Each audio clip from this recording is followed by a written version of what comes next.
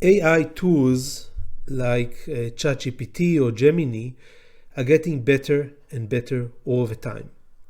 They can produce text very, very fast.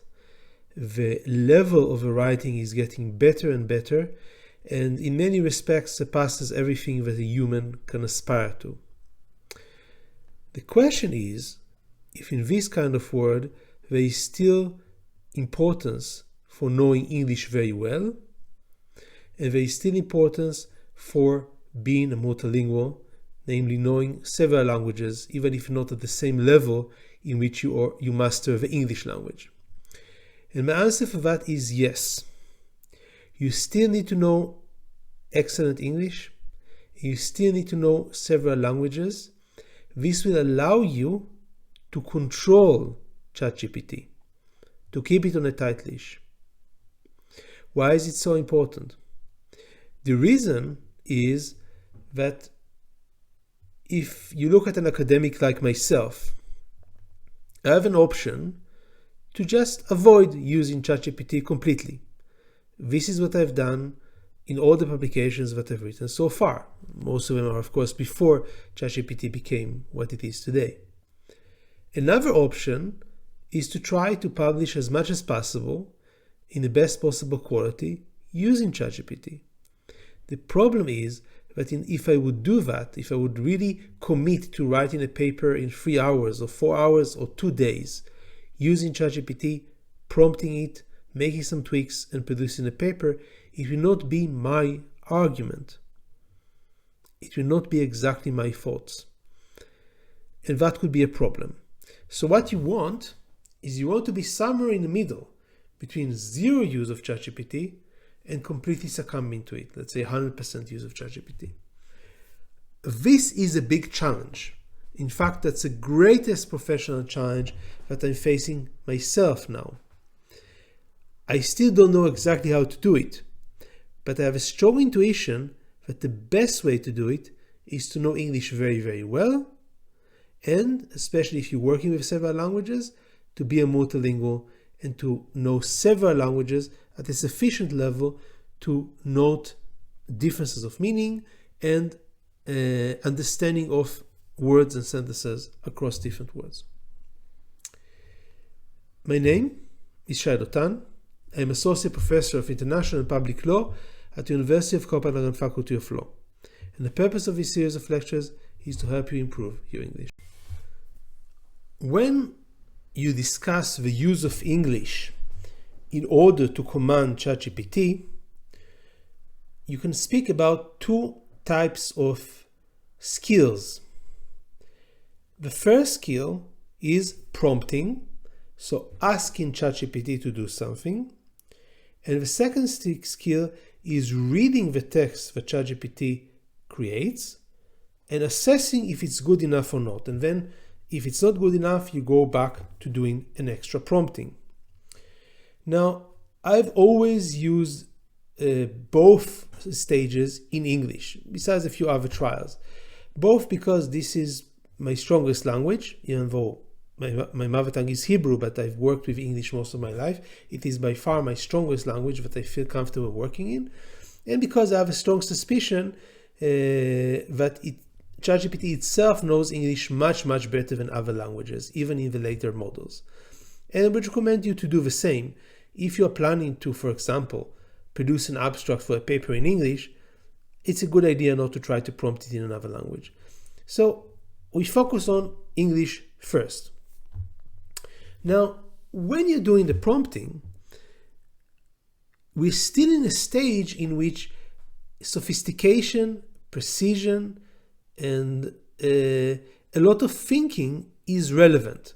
So, for example, if you want ChatGPT to make a task for you, let's say to review a paper, it's not enough to ask it, please write a review of this paper. Try to write more accurately. What is it that you're looking for? Are you looking for a critical review?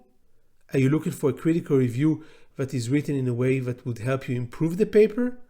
Are you looking for a critical review that will help you improve your paper that will focus on theoretical points?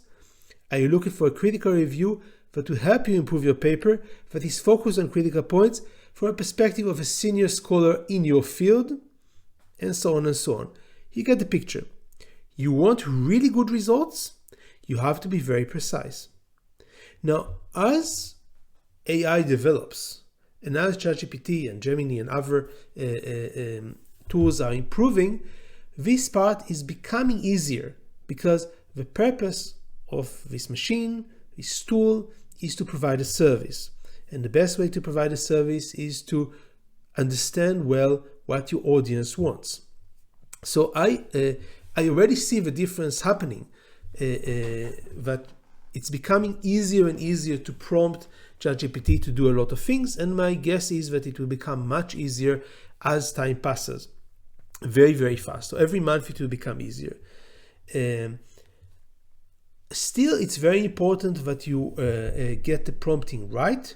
You need to be very, very precise. The result that you get may be very beautiful. It may be actually appealing for another audience. It's already a better result than you can produce yourself for a lot of tasks. So to give a simple example, if you ask me, for example, to take an abstract of 500 words and construct a shorter abstract of 250 words, I am not able to compete with ChatGPT, not only in terms of speed. So let's say you give me an hour to do that. I'm clearly able to do it, maybe even not an hour, half an hour to do it, but I think the result of ChatGPT would probably be better. However, the task that you are intending to produce when you are writing research is a task that involves your own choices, your own personality, your own wishes for this particular paper. And this is something that ChatGPT cannot just get. It cannot pry open your head and see what's inside. Moreover, the thought is not in your head anymore already, because you haven't articulated it clearly enough. You may have an inkling that you want something, but before you have it in clear, well-organized sentences, the thought has never been born. It hasn't emerged into the word yet. And ChatGPT cannot get it because it was never created. So you have to remember my mantra that I always repeat in these classes. Writing is primarily thinking. You want to be able to think in a certain way. Now, what ChatGPT can do for you is it can help you communicate. It can take a beginning of a thought that you have and communicate something that looks very appealing to another audience. It can also help you, so as the kernel of thought that you have in your head will be transferred to the audience in the clearest way possible. The other thing that it can help you do is it can help you impress. And this it already does better than any human being. There are people that write better than ChatGPT, but nobody writes faster. So if your job is to impress somebody for any purpose, to get money, to get publications, results, then ChatGPT will work very, very well for you. Now, I have to say it clearly, even in my field, where articles are supposed to be very complicated, my only concern with AI so far, I would say my only concern, but my main concern is technical. So things like it doesn't know how to put the footnotes right, and footnotes have mistakes because they have hallucinations, and they're not in the right place. And sometimes things are a bit repetitive. Sometimes things are a bit too kitschy, not in a proper style. All these things will be resolved. You can prompt already quite a lot of programs. I've never tried it with ChatGPT, but you can basically create your own style of writing and ask it to try to mimic that. I'm told that it does it already quite well. The technical issues about hallucinations and things like this will get resolved very, very fast. So if your job is to impress, which was, to tell the truth, one of the main goals, if not the main goal, for which papers were written by most academics, because the idea is, you need to get a job, so you need to write papers to get an assistant professorship, then you need to get promoted and get the tenure to get associate professor, and then you want to be a full professor, you write a lot of papers, they have to be in good journals, they have to make good impressions on reviewers, and that's how you get to the final title. And then a lot of research has shown that a lot of scholars, once they get to be full professors, they reduce significantly their scientific output. either completely or they produce mostly things that they enjoy or things that help their career in various ways. So this goal of writing something because it looks appealing is still relevant, because the institutions work very, very slowly, and as I said, there are technical difficulties which are sometimes significant. It's difficult to take ChatGPT and produce a paper within a very short time, but these I think are on the way out. Eventually they will be eliminated. I've not tried it, but I've seen startups like Designer that promise to write you a book within 2 minutes, an original book. It's not cut and pasted. It's written by AI based on a very, very limited set of choices that you made. And then it's a book that can be bought on Amazon for profit. We are still not at the place where you can buy the level of a 10-year paper easily from ChatGPT, but I think that we are very close to there. How close? I don't know. It could be half a year, it could be a year. Maybe with the proper prompting and experience, it can already be done today. So if there's somebody today that is submitting papers to top journals and he produces these papers, he or she produces these papers in 3 hours, I would not be completely surprised, because the main parts of thinking about a great idea, organizing these thoughts in a clear and coherent way, writing a title, writing an abstract, writing an introduction, all the things that I taught my audience in this channel, all these things ChatGPT does very, very well. Writing the core of a paper, I have seen it struggle a little bit more. It has a significant bias towards being concise, sometimes at the price of omitting important details, being too brief in description of examples, being sometimes too succinct for easy understanding, and so on. So it's too short. That's a problem. Maybe it should be a problem, because we are imagining into a world in which writing a 50-page paper would be considered not something of any quality. But if you want to mimic the world that I grew up into, then it will need to be able to write a little bit longer text. But it's getting there. It's definitely getting there. So what are we left with? If it's not for communication and it's not for impressing, we're left with language as a method of thinking. Okay? If the ChatGPT produces its own thoughts, okay, and it writes them beautifully on the page, but these are not your own thoughts. And if you want to control it, if you want to have it on a tight leash, then what you need to do is, today, you need to understand the way it works in a basic way. So to know which kind of prompts work. So if you know people that have used it a lot and that are experts in it, if you can go on YouTube and watch videos that teach you how to do this, you will improve in the short term. But as the technology develops, what we see is that we are moving towards more and more natural language, and the ChatGPT understands you better. So all this knowledge of prompting is becoming quickly obsolete. And that's also why I didn't dedicate a series of lectures, or even I thought at first to write a new version of my book on prompting AI. I realized it's a futile project because it becomes obsolete very, very quickly. So after 3 months, everything that you learned is not relevant anymore, because the idea of this prompting instructions is to say, here are flaws or here are weaknesses of AI. Let me tell you how to bypass them. Usually the technology develops so quickly that by the time you've learned how to bypass them, it's not relevant anymore. So what do you need to do? You need to be very, very clear in what you ask of AI.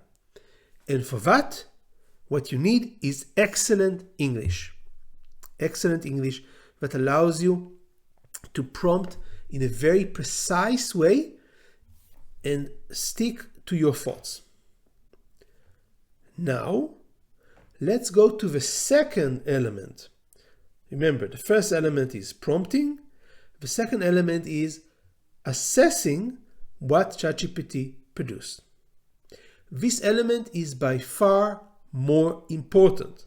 It requires you to read the text critically and try to see if it's not perfect.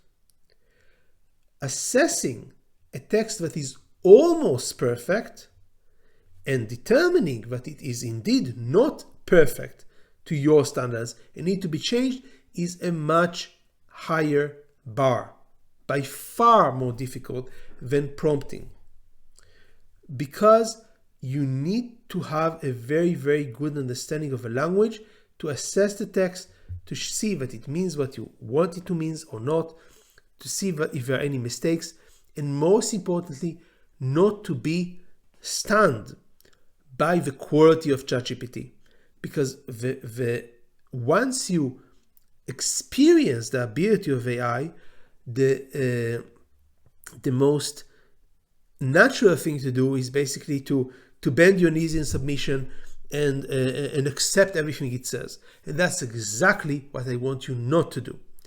But if you are to be able not to do that, not just today, but 2 years from now or 3 years from now, when ChatGPT or any other program that will emerge by then will be very, very good, is you need to have excellent English. It's not just, you have to have obviously a very good, very large vocabulary, so you will know a lot of words. You need to understand style. You need to be able to read quickly and understand and get the full argument in a clear way.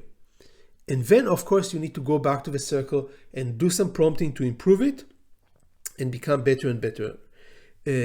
By the way, I will say that today, one of the biggest challenges that I have with ChatGPT is making a series of prompts. So I can ask something and I get a result that is 95% of what I want. And then I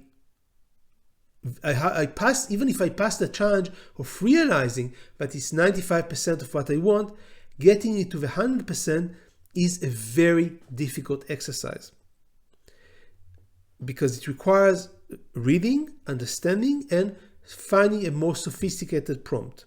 And sometimes it can be very, very annoying, when you ask something and you don't get what you want several times. Sometimes I question myself, am I clear enough? Or sometimes it's a problem. The problem is with a program, with ChatGPT, that doesn't do exactly what it's supposed to do. So be aware of that.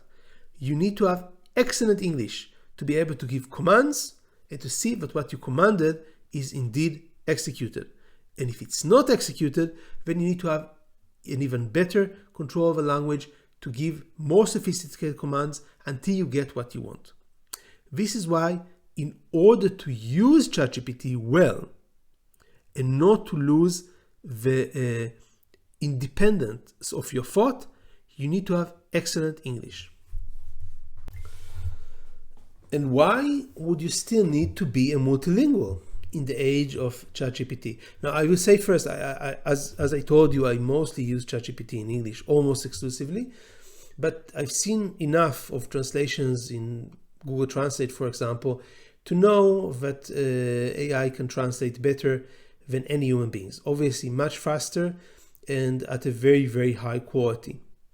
So if you are working with several languages, why would you need to know them? So, for example, let's say that you need to produce a text that is written in another language. You run it for ChatGPT or Google Translate it. Why do you need to know this language? I think the answer is very similar to the answer I give to the first question. Why do you need to know English? We need to know English in order to ensure the loyalty of the text to your thoughts, to keep ChatGPT on a short leash, so to speak. Now, if you don't know the language that you translate into very well, you will not be able to find all the subtle differences. But this is something that you just have to accept.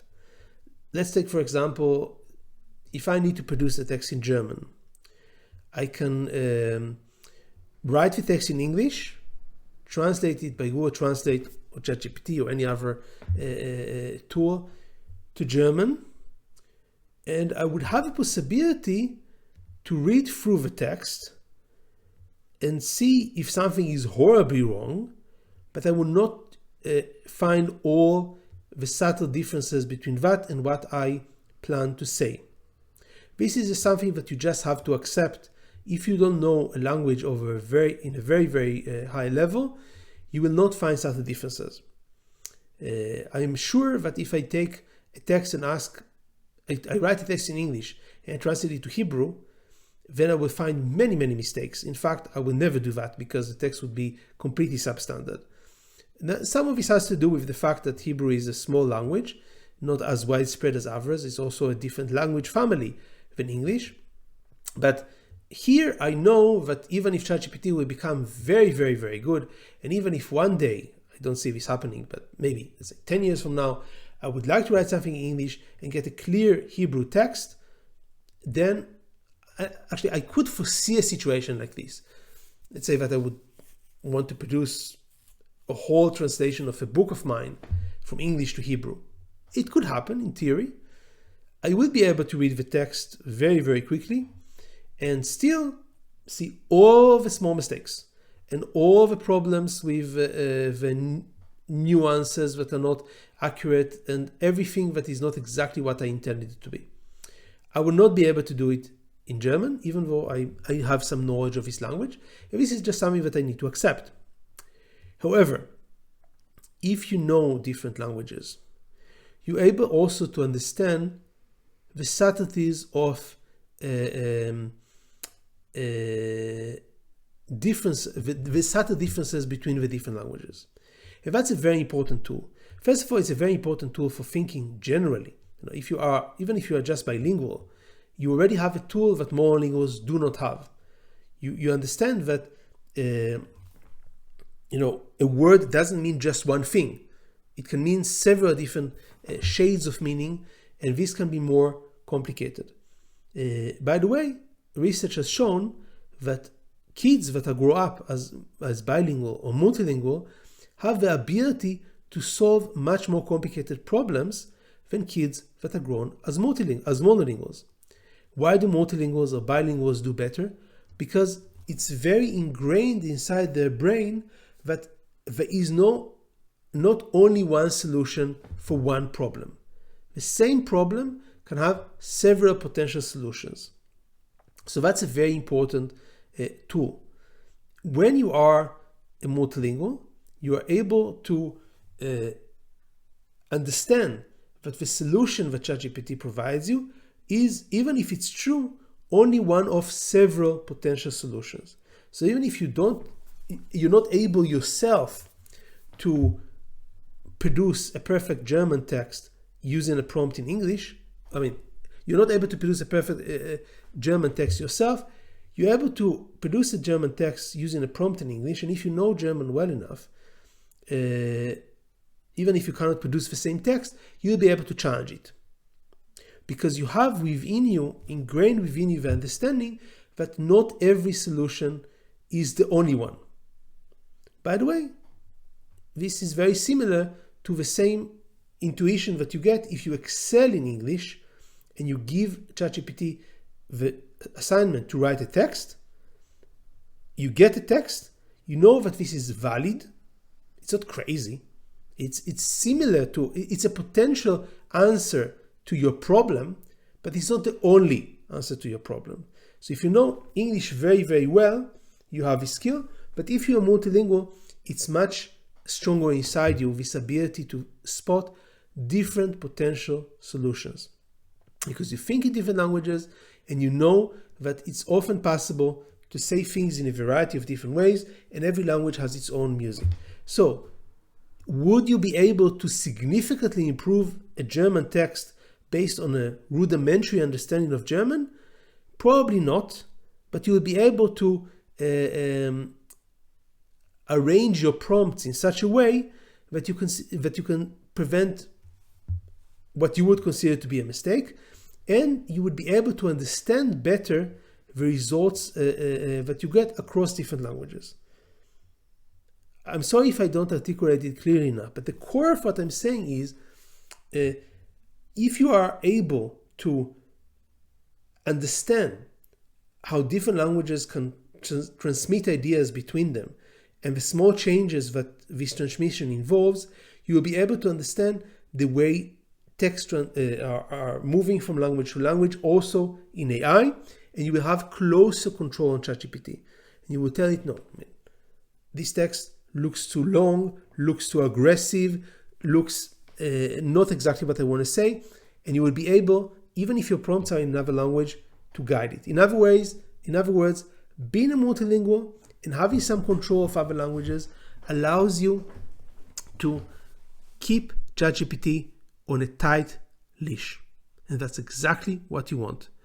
You want to be able to use your own thoughts, your independent thoughts, and use this as an amplifier, as a tool that allows you to work much, much faster, instead of as a tool that substitutes your thinking. That is all for today. For me, Shai Dotan, as always, you are most welcome to like the video and to share it, and to subscribe to the channel. And until next time, keep learning.